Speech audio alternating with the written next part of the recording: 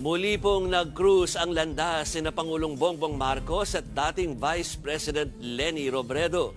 Pero ngayon, wala na raw itong kinalaman sa politika. At para pabigyan ng mukha ang balita, Mobile Journal, Julie Baiza.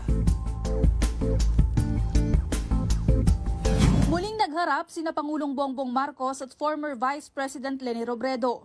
Pero sa pagkakataong ito, hindi bilang magkatunggali sa politika. Si Robredo kasi ang sumalubong kay PBBM sa inaugurasyon ng bagong Sorsogon Sports Arena. Unang beses na nakita sila mula noong eleksyon. Paliwanag ni Senate President Cheese Escudero, siya ang nag-imbita sa dating Vice Presidente.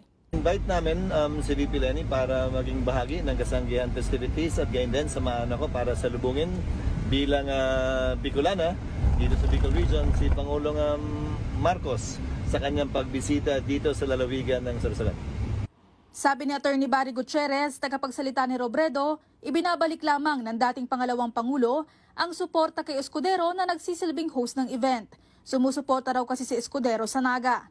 Kasamang sumalubong ni Robredo kay PBBM sa Bicol si dating Senador Bam Aquino. Sa kanya namang talumpati, binigyang halaga ng Pangulo ang pinasinayaang stadium para sa pagsasanay ng mga atleta. Sa tulong nito, mabibigyan sila ng pagkakataon upang mahasa pa ang kanilang mga talento. Harinawa ay maidagdag pa natin sila sa hanay ng ating Olympian at atletang Pinoy. Malaki raw ang maitutulong nito para dumami ang mga kabataan at kababayang nagbibigay ng parangal sa bansa. Bukod sa sports, magagamit din ang arena sa konsyerto at iba pang pagtitipon. May kapasidad kasi ito ng higit 15,000.